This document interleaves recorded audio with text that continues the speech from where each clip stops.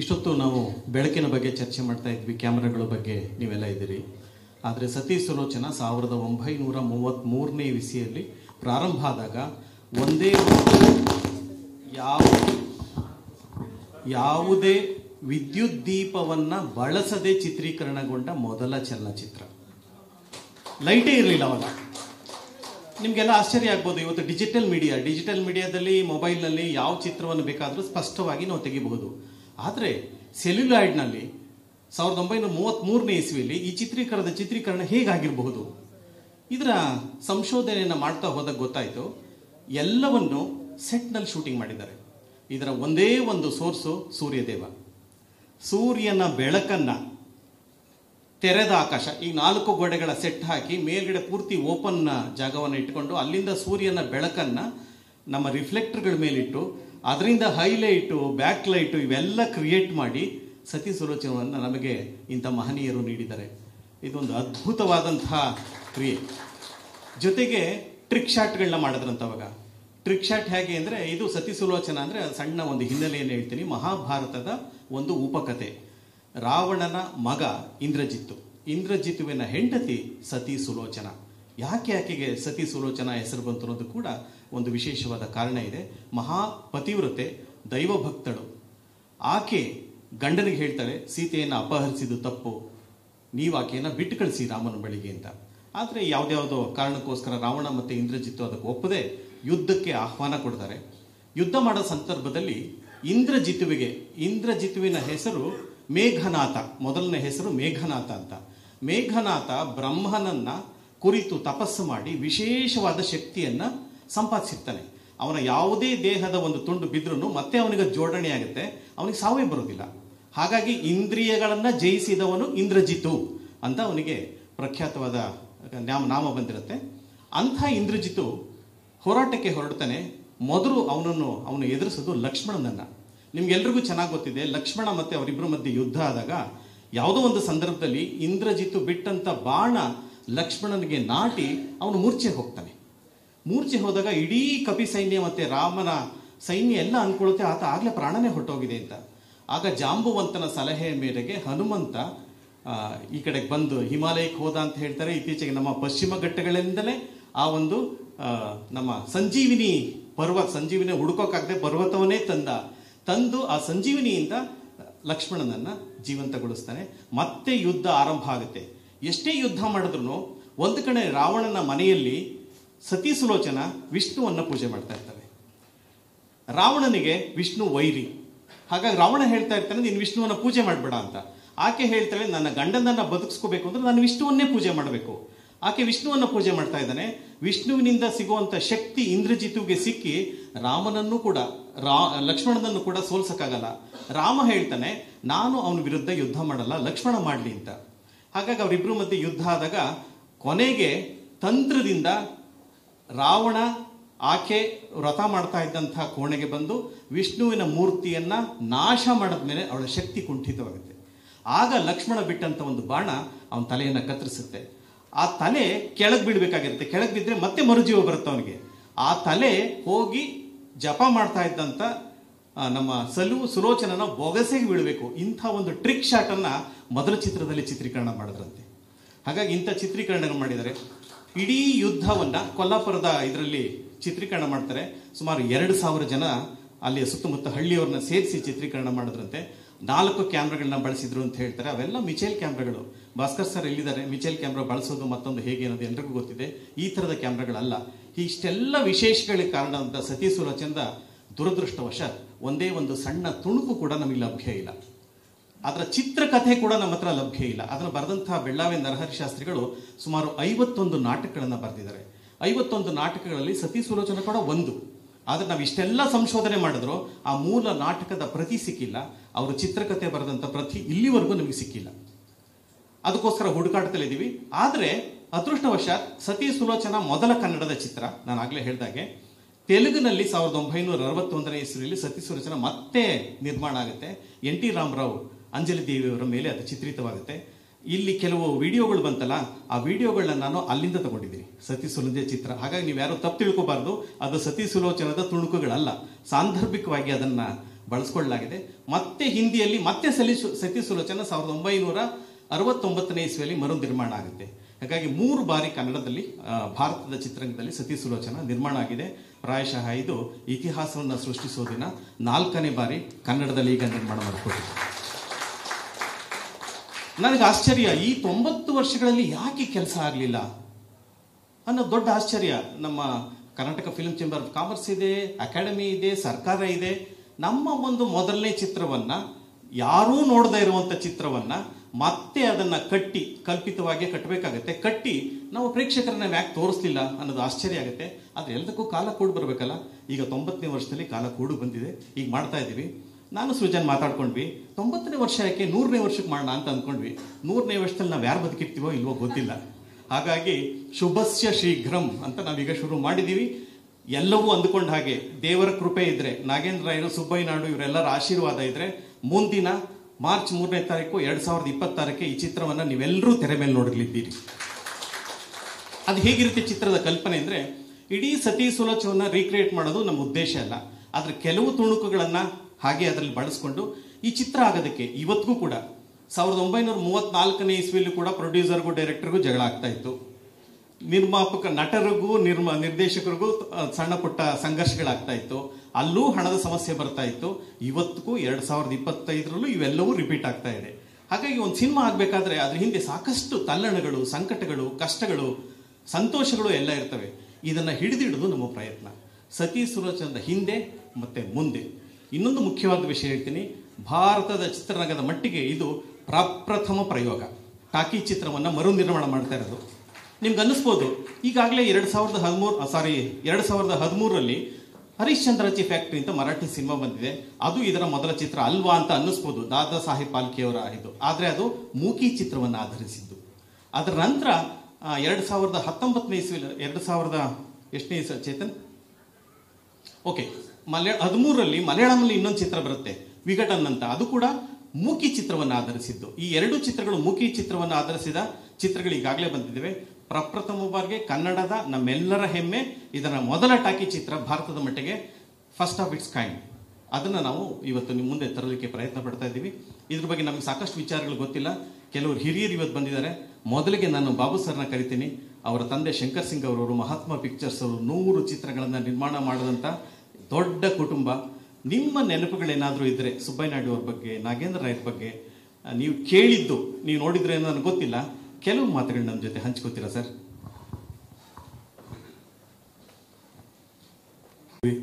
ಅದನ್ನ ಕೇವಲ 3ನೇ ತಾರೀಕು, ಮಾರ್ಚ್ 3ನೇ ತಾರೀಕು ಮಾತ್ರ ಮಾತಾಡ್ತೀವಿ. 4ನೇ ತಾರೀಕಿಗೆ ಮತ್ತೆ ಮರ್ತೋಗಿರ್ತೀವಿ. ಅದು ಮತ್ತೆ ಅದಕ್ಕೆ ಜೀವ ಬರೋದು ಯಾವಾಗ ಅಂದರೆ ಮುಂದಿನ ವರ್ಷ ಮಾರ್ಚ್ 3ನೇ ತಾರೀಕು. ಸೊ ಈ ನಿಟ್ಟಿನಲ್ಲಿ ಬರೀ ಸತಿ ಸುಲೋಚನ ಮೊದಲನೇ ಸಿನಿಮಾ ಅನ್ನೋದರ ವಿಚಾರವನ್ನು ಹೊರತುಪಡಿಸಿ ಆ ಸಿನಿಮಾ ಹೇಗಾಯಿತು, ಆ ಜರ್ನಿ ಹೇಗಿತ್ತು, ರಿಲೀಸ್ ಆಗೋದಕ್ಕೆ ಏನೇನು ಸಮಸ್ಯೆಗಳಿತ್ತು, ಆರ್ಟಿಸ್ಟ್ಗಳು, ತಂತ್ರಜ್ಞರು ಪಟ್ಟಂತಹ ಒಂದು ಶ್ರಮ, ಅದೆಲ್ಲ ಇವತ್ತು ಈ ಒಂದು ಚಿತ್ರದ ಒಂದು ವೈಭೀಕರಣವಾದಂಥ ಒಂದು ವಿಚಾರವನ್ನು ಮಾತಾಡೋದಕ್ಕೆ ನಮಗೆ ಅದು ಒಂದು ಪ್ಲಾಟ್ಫಾರ್ಮ್ ಆಗಿ ಸಿಕ್ಕದಂಥ ಒಂದು ವಿಚಾರ. ಆದರೆ ಈ ನಡೆದಂಥ ಪ್ರೋಸೆಸ್ ಯಾರಿಗೂ ಗೊತ್ತಿಲ್ಲ, ಆ ಸಿನಿಮಾ ಹೇಗಾಯಿತು ಅನ್ನೋದು ಗೊತ್ತಿಲ್ಲ, ಅದರ ಒಂದು ಪ್ರಿಂಟ್ ನಮ್ಮ ಹತ್ರ ಇಲ್ಲ. ಸೊ ಈ ಸಿನಿಮಾದಲ್ಲಿ ನಾವು ಯಾವ್ಯಾವುದನ್ನು ಅಳವಡಿಸ್ಕೊಂಡು ಸತಿ ಸುಲೋಚನಕ್ಕೆ ಮತ್ತೆ ಒಂದು ಮರುಜೀವನವನ್ನು ಕೊಡಬೇಕು. ಆ್ಯಂಡ್ ಇದು ಏನಕ್ಕೆ ಇಂಪಾರ್ಟೆಂಟ್ ಅನ್ನೋದ್ರ ಬಗ್ಗೆ ನಾನು ಆಮೇಲೆ ಹೇಳ್ತೀನಿ. ಆದರೆ ಇವತ್ತಿನ ಉದ್ದೇಶ ಏನು ಅಂದರೆ, ಇವತ್ತೇ ಬಿಡುಗಡೆ ಆಗಿದ್ದು ಸಿನಿಮಾ 3/3/1934, 90 ವರ್ಷಗಳು ಮುಗಿಸಿ 91 ವರ್ಷಗಳು ಕೂಡ ಕಂಪ್ಲೀಟ್ ಆಗಿದೆ. ಆದರೆ ಈ ಡೇಟನ್ನು ನಾವು ಮಿಸ್ ಮಾಡಬಾರ್ದು. ಆ್ಯಂಡ್ ಇನ್ನೊಂದು ಬಹಳ ಆಸೆಯ ಒಂದು ವಿಷಯ ಏನು ಅಂದರೆ, ನಮಗೆ ನಾವು ಅಂದ್ಕೊಂಡಿರೋದು, ಇವತ್ತು ನಾವು ಇದನ್ನು ಲಾಂಚ್ ಮಾಡಿದ್ದೀವಿ, ಮುಂದಿನ ವರ್ಷ 3ನೇ ತಾರೀಕು ಮಾರ್ಚ್ ಅಷ್ಟರಲ್ಲಿ ನಾವು ರಿಲೀಸ್ ಮಾಡಬೇಕು ಅಂತ ಕೂಡ. ಯಾಕಂದರೆ ದಟ್ ಶುಡ್ ಬಿ ಆರ್ ಒಂದು ಸೊ ಹಾಗಾಗಿ ಇವತ್ತು ಈ ಒಂದು ಅದ್ಭುತವಾದ, I call this as a historical moment ಅಂತ. ಬಿಕಾಸ್ ಇಷ್ಟು ಜನ ಸೇರಿರೋದು, ಇಂಥ ಒಂದು ಸಿನಿಮಾನ ಮತ್ತೆ ಅದಕ್ಕೊಂದು ಮರುಜೀವ ನೀಡೋದು, ಅದು ಒಂದು ದೊಡ್ಡ ಒಂದು ಜವಾಬ್ದಾರಿ ಹೌದು. ಆ್ಯಂಡ್ ನಾನು ಶೇಷಾದ್ರಿ ಸರ್ಗೆ ಹೇಳಿದಾಗ ಅವರು ತುಂಬ ಖುಷಿಯಿಂದ ಒಪ್ಕೊಂಡಿದ್ದಾರೆ. ಆ್ಯಂಡ್ ನಾನು ಕೂಡ ಹೇಳಿದ್ದೀನಿ, ಜೀವನದಲ್ಲಿ ಏನಾದರೂ ಒಂದು ಉದ್ದೇಶ ಇರಬೇಕು ಬೆಳಿಬೇಕಾದ್ರೆ ಅಥವಾ ಒಂದು ಕೆಲಸ ಮಾಡಬೇಕಾದ್ರೆ. ನನಗಿವಾಗ ಈ ಸತಿ ಸುಲೋಚನ, ದ ಮೇಕಿಂಗ್ ಆಫ್ ಸತಿ ಸುಲೋಚನ ಹೊರತುಪಡಿಸಿ ನನ್ನ ಜೀವನದಲ್ಲಿ ಬೇರೆ ಯಾವ ಒಂದು ಗೋಲು ಇಲ್ಲ. ಸೊ ನಾನು I have succumb to my director. ಅವ್ರು ಯಾವ ಥರ ನನ್ನನ್ನು ಮೋಲ್ಡ್ ಮಾಡ್ತಾರೆ, ಯಾವ ಥರ ನನ್ನ ಒಬ್ಬ ನಟನಾಗಿ ತೋರಿಸ್ತಾರೆ ಅನ್ನೋದನ್ನ ನಾನು ಒಬ್ಬ ಸ್ಟೂಡೆಂಟ್ ಆಗಿ ಕಲಿಯೋದಕ್ಕೆ ಬಂದಿದ್ದೀನಿ. ಈ ಒಂದು ಕ್ಷಣಕ್ಕೆ ತಾವೆಲ್ಲ ಸಾಕ್ಷಿಯಾಗಿರೋದಕ್ಕೆ ನನಗೆ ಬಹಳ ಖುಷಿ ಇದೆ. ತಮ್ಮೆಲ್ಲರಿಗೂ ತುಂಬ ಹೃದಯದ ಸ್ವಾಗತ. ಸೃಜನ್ ಲೋಕೇಶ್ ಅವರು ದೊಡ್ಡ ಜವಾಬ್ದಾರಿಯನ್ನು ನಾನು ದಿನ ಏನು ಅಂತ ನಿಮ್ಗೆಲ್ರಿಗೂ ಗೊತ್ತಿದೆ. 3/3/2025 ಇಲ್ಲಿಗೆ ಸರಿಯಾಗಿ 90 ವರ್ಷಗಳ ಹಿಂದೆ ಇಲ್ಲಿಂದ ಈ ಜಾಗದಿಂದ ಒಂದು 4-5 ಕಿಲೋಮೀಟರ್ ದೂರದಲ್ಲಿ ಇದ್ದಂಥ ಪ್ಯಾರಾಮೌಂಟ್ ಚಿತ್ರಮಂದಿರದಲ್ಲಿ ಪ್ರಾಯಶಃ ಈಗ 7:30 ಹೊತ್ತಿಗೆನೆ ಒಂದು ಚಿತ್ರದ ಪ್ರದರ್ಶನ ಆರಂಭ ಆಗುತ್ತೆ. ಅದು ಸತಿ ಸುಲೋಚನ. 90 ವರ್ಷಗಳ ಹಿಂದೆ ಆ ಚಿತ್ರ ಪ್ರಾರಂಭ ಆದಾಗ ಹೌಸ್ಫುಲ್ ಪ್ರದರ್ಶನ ಇತ್ತಂತೆ ಅಂತ ಯಾಕೆ ಹೇಳ್ತಾ ಇದ್ದೀನಿ ಅಂದ್ರೆ ನಾನು ಕೂಡ ಕೇಳಿದ್ದು ಓದಿದ್ದು.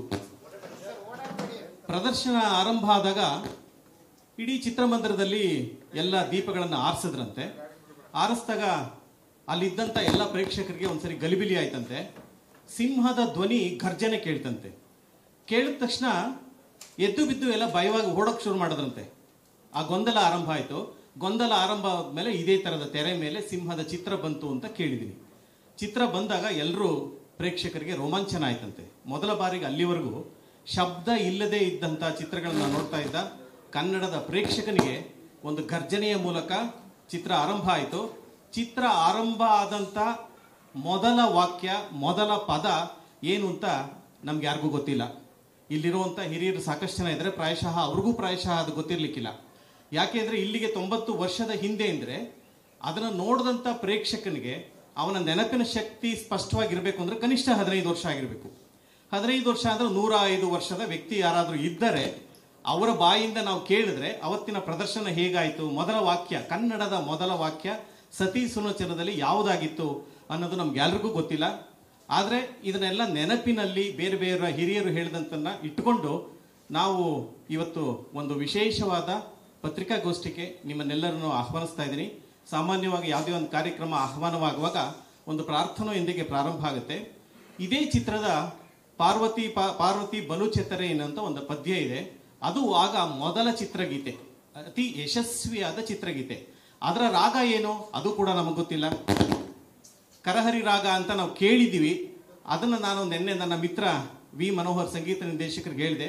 ಅದರ ಹಾಡಿನ ಪಠ್ಯವನ್ನು ಕೊಡ್ತೀವಿ. ಆ ಕರಹರಿ ರಾಗದಲ್ಲಿ ಆ ಪದ್ಯವನ್ನು ಹಾಡಿಸೋದಕ್ಕೆ ಸಾಧ್ಯನಾ ಅಂತ ಅವರು ನಿನ್ನೆ ಅದನ್ನ ಟ್ಯೂನ್ ಮಾಡಿ ಆ ರಾಗದಲ್ಲಿ ನಮ್ಮ ಇವ್ರು ಬಂದಿದ್ದಾರೆ. ಮೊದಲನೇದಾಗಿ ಶೇಷಾದ್ರಿ ಮತ್ತು ಸೃಜನ್ ಲೋಕೇಶ್ಗೆ ಅಭಿನಂದನೆಗಳಿರಬೇಕು. ಏಕೆಂದರೆ ಇವತ್ತು ಡಿಜಿಟಲಲ್ಲಿ ಏನೇನು ಮಾಡೋದು ನೂರಾರಿದೆ. ಅವತಾರು ತೆಗಿಬೋದು, ಬಾಹುಬಲಿನೂ ತೆಗಿಬೋದು, ಎಲ್ಲ ತೆಗಿಬೋದು. ಆದರೆ ಹಳೇದನ್ನು ಮತ್ತೆ ರೀಕ್ರಿಯೇಟ್ ಮಾಡೋಕ್ಕೆ ಒಂದು ಥಾಟ್ ಇದೆಯಲ್ಲ, ಇದು $1 ಮಿಲಿಯನ್ ಥಾಟ್ ಇದು. ಏಕೆಂದರೆ ನಮ್ಮ ಸರ್ಕಾರಕ್ಕೆ ನಾಚಿಕೆ ಆಗಬೇಕು. ಏಕೆಂದರೆ ಮುಟ್ಟು ಟೈಪ್ ಮಾಡ್ತೀನಿ ಅಂತಾರೆ. ಇಂಥದನ್ನು ಯಾವುದನ್ನು ಇಟ್ಕೊಳ್ಳೋಕೆ ಅವ್ರಿಗೆ ಮನಸ್ಸಲ್ಲೇ ಇನ್ನೂ ಗೊತ್ತಿಲ್ಲ. ಒಂದು ಚರಿತ್ರೆ ಅನ್ನೋದು ಎಷ್ಟು ಮುಖ್ಯ ಅಂತ ನಾನು ಅಕಾಡೆಮಿ ಚೇರ್ಮನ್ ಆಗಿದ್ದಾಗ ಒಂದು ಪೂನಾ ಥರ ಆರ್ಕ್ಯೂವ್ಸ್ ಆಗಬೇಕು ಅಂತ ಬಹಳ ಒದ್ದಾಡಿದ್ವಿ. ಜೈಮಾಲ ಇಲ್ಲೇ ಇದ್ದಾರೆ. ನಾನು ಜೈಮಾಲ ಫ್ರಾನ್ಸಲ್ಲಿ ಹೋಗಿ ಅಲ್ಲಿ ಆರ್ಕ್ಯೂವ್ಸು, ಲಂಡನ್ನಲ್ಲಿ ಎಲ್ಲ ನೋಡ್ಕೊಂಬಂದು ಮಾಡಿದ್ವಿ. ಬಟ್ ಏನೂ ಆಗಲಿಲ್ಲ. ಆದರೆ ನಮ್ಮ ತಂದೆಯವರು ನನಗೆ ಭಾಳ ಸರಿ ಸುಬ್ಬಯ್ಯನಾಡು ಅವ್ರ ಬಗ್ಗೆ, ಅವರ ವಾಯ್ಸ್ ಬಗ್ಗೆ, ಅವರ ಪರ್ಫಾರ್ಮೆನ್ಸ್ ಬಗ್ಗೆ 2 ಸರಿ ಅವರು ಪ್ರಯತ್ನ ಪಟ್ಟು ಆಗಲಿಲ್ವಂತೆ. ನಮ್ಮ ತಂದೆಯವರು ವಿಟ್ಲಾಚಾರ್ಯರು ಭಾಳ ಸ್ವಲ್ಪ ಎಕನಾಮಿಕಲಿ ಪಿಕ್ಚರ್ ಮಾಡ್ತಿದ್ದವರು. ಯಾಕೆಂದರೆ ಆದಮೇಲೆ ಅವ್ರಿಗೆ ಒಂದು ಎಕನಾಮಿಕ್ಸ್ ಅಂತ ಗೊತ್ತಾಗಿತ್ತು. ಮೊದಲೆಲ್ಲ ಸಿಕ್ಕಾಪಟ್ಟೆ ಖರ್ಚು ಮಾಡಿ ಇದೇ ಸುಬ್ಬಯ್ಯನಾಡು ಅವ್ರ ಹತ್ರ ಹೋಗಿದ್ರಂತೆ. ಸರಿ, ಅವರು ಮೇಕಪ್ ಹಾಕಿ ಮೀಸೆ ಇದು ಮಾಡ್ತಿದ್ರಂತೆ. ಸರಿ, ಒಂದು ಕತೆ ಹೇಳಿ ಎಲ್ಲ ಆದಮೇಲಿಂದ ರೆಮ್ಯುನರೇಷನ್ ಪಾಯಿಂಟ್ ಬಂತಂತೆ. ಆಗ ನಮ್ಮ ವಿಟ್ಲಾಚಾರ್ಯರು ಯಾವಾಗಲೂ ಸ್ವಲ್ಪ ಭಾಳ ಅವರು ಕಾಮಿಡಿ ಮುದ್ದಿಂದ ಹೀಗಂದ್ರಂತೆ. ಸರಿ, ಅವರು ಹೀಗಂದ್ರಂತೆ. ಅಂದರೆ ಇವ್ರು ಹೇಳಿದ್ದು 20,000, ಅವ್ರು ಹೇಳಿದ್ದು 2 ಲಕ್ಷ. ಅಂದರೆ 2,40,000 ಇಸ್ವಿಲಿ ತಗೋತಿದ್ರು ಅಂದರೆ ಏನು ವ್ಯಾಲ್ಯೂ. ಸದಾಶಿವನಗರದಲ್ಲಿ 5 ಎಕರೆ 10 ಎಕರೆ ಸಿಕ್ಬಿಡ್ತಿತ್ತು ಆ ಕಾಲದಲ್ಲಿ. ಅಂದರೆ ಆ ಪವರ್ ಅವ್ರಿಗೆ ಇತ್ತು. ನಾಗೇಂದ್ರ ರಾಯರು ಅಷ್ಟೇ ಎಂತೆಂಥ ಪಿಕ್ಚರ್ ಮಾಡಿದ್ದಾರೆ. ಇವತ್ತು RNR ಬ್ಯಾನರ್, ಆ ಬ್ಯಾನರ್ಗೆ ಎಂತೆಂಥ ಫಿಲ್ಮ್ಗಳು ಬಂದಿದೆ. ಆಮೇಲೆ ಅವರ 3 ಜನ ಮಕ್ಕಳು ಕನ್ನಡ ಚಿತ್ರರಂಗದಲ್ಲಿ ಅಷ್ಟೊಂದು ಇದು ಮಾಡಿದ್ದಾರೆ. ಬಟ್ ಈಗ ಯಾತಕ್ಕೆ ಹಳೇದನ್ನು ನೆನೆಸ್ಕೋಬೇಕು ಅಂದರೆ ಪ್ರತಿಯೊಂದು ಯಾರ ಚರಿತ್ರೆ ಮರೀತಾರೋ ಅದು ಯಾವಾಗಲೂ ಯಾವ ದೇಶನೂ ಉದ್ದಾಗಲ್ಲ, ಯಾವ ಇಂಡಸ್ಟ್ರಿನೂ ಉದ್ದಾಗೋದಿಲ್ಲ. ಚರಿತ್ರೆಯಿಂದ ಎಷ್ಟೋ ವಿಷಯಗಳನ್ನ ತಿಳ್ಕೋಬೇಕು. ಅದರ ಸರಿಸಮಾನವಾಗಿ ನಾವು ಹೊಸದಾಗಿ ಏನು ಯೋಚನೆ ಮಾಡೋದಕ್ಕೆ ಅನ್ನೋದಕ್ಕೆ ಭಾಳ ಮುಖ್ಯ ಆಗುತ್ತೆ. ಆದ್ದರಿಂದ ನಮ್ಮಲ್ಲಿ ಆರ್ಕೈವ್ಸ್ ಇಲ್ದಿರ ಒಂದು ಪ್ರಿಂಟ್ ಸಿಗಲ್ಲ ಅಂದರೆ ಎಷ್ಟು ಒಂಥರ ಇದು ಒಂದು ಕರ್ನಾಟಕ ರಾಜ್ಯಕ್ಕೆ ಅವಮಾನ. ಏಕೆಂದರೆ ಒಂದು ಆರ್ಕೈವ್ಸ್ ಇಟ್ಕೊಳ್ಳದೆ 9 ಕೋಟಿ ರೂಪಾಯಿ ಇಂಟರ್ನ್ಯಾಷನಲ್ ಫಿಲಮ್ ಫೆಸ್ಟಿವಲ್ಗೆ ಖರ್ಚು ಮಾಡೋ ಬದಲು ಅದೇ 9 ಕೋಟಿನ ಹಾಕಿದರೆ ಒಂದು ಆರ್ಕೈವ್ಸ್ ಆಗ್ಬಿಡೋದು. ಏಕೆಂದರೆ ಆರ್ಕೈವ್ಸ್ ಭಾಳ ಮುಖ್ಯ. ಏಕೆಂದರೆ ಹಳೆಯದನ್ನೆಲ್ಲ ಸ್ಟೋರ್ ಮಾಡೋದಕ್ಕೆ ಅಂಥ ಅಕಾಡೆಮಿನಲ್ಲಿ ಜಾಗ ಇದೆ, ಅಷ್ಟು ಜಾಗ ಅದಕ್ಕೆ ಪ್ಲ್ಯಾನ್ ಮಾಡಿದೆ. ಬಟ್ ಆದರೆ ಸರ್ಕಾರಕ್ಕೆ ಒಂದು ಇಚ್ಛೆ ಬೇಕು. ನಮಗಂತೂ ಬಿಡಿ ಪ್ರೊಡ್ಯೂಸರ್ಸ್ ಎಲ್ಲ ಯಾರೂ ಸೇರಿಕೊಂಡು ಮಾಡುವಂಥ ಪರಿಸ್ಥಿತಿ ಇಲ್ಲ ಇದನ್ನು. ಯಾಕೆಂದರೆ it is a huge thing. ಪೂನಾದಲ್ಲಿ ಹೇಗಿದೆ ಹಾಗೆ ನಾನು ತುಂಬ ಪ್ರಯತ್ನ ಪಟ್ಟೆ, ಆಗಲಿಲ್ಲ, ಬರೀ ಸೋಲೆ ಆಯಿತು. ಏಕೆಂದರೆ ಅಕಾಡೆಮಿಯಿಂದ ನಾವು ಒಂದು ಆರ್ಕೈವ್ಸ್ ಮಾಡಬೇಕು ಅನ್ನೋದು ಹಳೆಯದೆಲ್ಲ ಎಲ್ಲೆಲ್ಲಿದೆ. ಏಕೆಂದರೆ ನಾಯರ್ ಅವ್ರ ಪುಸ್ತಕ ಓದ್ಬಿಟ್ರೆ ಅವರು ಒಂದೊಂದು ಪ್ರಿಂಟ್ಗಳನ್ನ ಹೇಗೆ ತಗೊಂಬಂದಿದ್ದಾರೆ, ಏನು ಮಾಡಿ ಅಂತ ಇವತ್ತು ಕಟ್ಟಿ ಇವತ್ತು ಭಾರತದ ಒಂದು ಎಲ್ಲ ಚಿತ್ರಗಳ ಒಂದು ಕಲೆಕ್ಷನ್ ಹೇಗೆ ನ್ಯಾಷನಲ್ ಆರ್ಕೈವ್ಸಲ್ಲಿದೆ ಅದರದ್ದು ಟೇಸ್ಟ್ ಹೋಗಿ ನೋಡೋರಿಗೆ ಗೊತ್ತಾಗೋದು. ಇವತ್ತು ಬೆಳಿಗ್ಗೆ ನಾನು ಒಂದು ಫಿಲಮ್ ನೋಡ್ತಾ ಇದ್ದೆ, ಆಸ್ಕಾರ್ ಗೆದ್ದಿರೋದು, ಮಾರ್ಕ್ ಅಂತ ಒಬ್ಬ ರೈಟರ್. ಸಿಟಿಸನ್ ಕೇನ್ ಫಿಲಮ್ ಆಗುವಾಗ ಆತನಿಗೆ ಕೈಕಾಲು ಮುರಿದೋಗ್ಬಿಡುತ್ತೆ ಆಕ್ಸಿಡೆಂಟಲ್ಲಿ. ಮಹಾ ಡ್ರಿಂಕ್ಸ್ ಆತ. ಮೆಟ್ರೋ ಗೋಲ್ಡನ್ ಮೇಯರ್ ಅವರು ಆರ್ಸನ್ ವೆಲ್ಸಿಯರ್ನು ಅವನ್ನ ಎತ್ತಾಕೊಂಬಂದು ಒಂದು ಡಾಕ್ಟ್ರನ್ನ ಇಟ್ಟು 5 ಜನ ನರ್ಸ್ಗಳನ್ನಿಟ್ಟು 4 ಜನ, ಅವಾಗೆಲ್ಲ ಅವ್ರ ಕೈನಲ್ಲೂ ಉರಿಯೋಕ್ಕಾಗಲ್ಲ, ಅವನ ಕೈಲಿ ಆ ಸಿಟಿಸನ್ ಸ್ಕೇನ್ ಸ್ಕ್ರಿಪ್ಟ್ನ ಹೇಗೆ ಮುಗಿಸ್ತಾರೆ ಅನ್ನೋದೇ ಒಂದು ಪಿಕ್ಚರ್. ಅದಕ್ಕೆ ಆಸ್ಕಾರ್ ಬಂದಿದೆ. ಅಂಥ ಒಂದು ಅದ್ಭುತವಾದ ಚಿತ್ರಗಳು ಹಳೆಯದ್ರಿಂದ ನೋಡೋದ್ರಿಂದ ಎಲ್ಲರಿಗೂ ಇನ್ಸ್ಪೈರ್, ಇವತ್ತು ಯಂಗ್ಸ್ಟರ್ಸ್ಗೂ ಇನ್ಸ್ಪೈರ್ ಆಗ್ತದೆ. ಅದರಲ್ಲಿ ಒಂದು ಸೀನ್ ಇದೆ, Metro Goldwyn Mayer Louis B Mayer depression of ಅಮೇರಿಕಾದಲ್ಲಿ ಕಂಪ್ಲೀಟ್ ಕೊಲ್ಯಾಪ್ಸ್ ಆಗಿಬಿಟ್ಟಿರುತ್ತೆ, ಎಲ್ಲೂ ದುಡ್ಡೇ ಇರೋದಿಲ್ಲ, ಬ್ಯಾಂಕ್ಗಳೆಲ್ಲ ಕ್ಲೋಸ್ ಆಗಿಬಿಟ್ಟಿದೆ. ಆಗ Louis B Mayer entire studio staff ಆರ್ಟಿಸ್ಟ್ನ ಕರೆಸಿ ಕೈ ಮುಗಿದು ರಿಕ್ವೆಸ್ಟ್ ಮಾಡ್ತಾನೆ, 6 ತಿಂಗಳು ನೀವು ಯಾರು ಸಂಬಳ ತಗೋಬೇಡಿ, ಪಿಕ್ಚರ್ಗಳು ಮಾಡೋಣ, ಬರೋದ್ರಲ್ಲಿ ನಾನು ನಿಮ್ಗೆ ವಾಪಸ್ ಕೊಡ್ತೀನಿ ಅಂತೇಳಿ 6 ತಿಂಗಳಾದಮೇಲೆ ಅವ್ರಿಗೆ ಆ ಥರದ ಹಣನ ವಾಪಸ್ ಕೊಡ್ತಾನೆ. ಅಂದರೆ ಈ ಥರದ್ದೆಲ್ಲ ಇನ್ಸಿಡೆಂಟ್ಸ್ ಇವತ್ತು ಕನ್ನಡ ಇಂಡಸ್ಟ್ರಿಯಲ್ಲಿ ಆ ಪರಿಸ್ಥಿತಿ ಬಂದಿದೆ. ಇವತ್ತು ಬರೀ ಪ್ಯಾನ್ ಇಂಡಿಯಾ ಅಂತ ಹೊರಟೋಗ್ತಾ ಇದ್ದಾರೆ. ಬಟ್ ಕನ್ನಡದ್ದು ಭಾಷೆ, ಕನ್ನಡದ ಸಂಸ್ಕೃತಿ, ಕನ್ನಡದ ನೆಲದಲ್ಲಿರೋ ಕಥೆಗಳನ್ನ ನಾವು ಮೊದಲು ನೋಡಬೇಕು. ಆದ್ದರಿಂದ ಈ ಒಂದು ಪ್ರಯತ್ನ ಬಹಳ ಯಶಸ್ಸಾಗುತ್ತೆ. ನಿಮಗೆ ಬರೀ ನ್ಯಾಷನಲ್ ಅವಾರ್ಡ್ ಅಲ್ಲ, ಇದು ಆಸ್ಕಾರು ಬರಬೇಕು ಅಂತ ನನ್ನ ಆಸೆ ಅಂತ ಹೇಳಿ ಶೇಷಾದ್ರಿವರೆಗೂ ಸುನಿಲ್ ಲೋಕೇಶ್ಗೆ ಹಾರೈಸ್ತೀನಿ. Thank you sir. ಆಸ್ಕರ್ ಬರಬೇಕು ಅಂದರೆ ಆ ಚಿತ್ರ ಅಮೆರಿಕದಲ್ಲಿ 1 ವಾರ ಓಡಿರಬೇಕು. ಹಾಗಾಗಿ ಸತಿ ಸುಲೋಚನಾ 1 ವಾರ ಅಮೆರಿಕದಲ್ಲಿ ಬಿಡುಗಡೆ ಮಾಡೋಣ ಅನ್ನೋ ಆಸೆಯಿಂದ ನಾನು ಮಾತನ್ನು ಮುಂದುವರಿಸ್ತೀನಿ.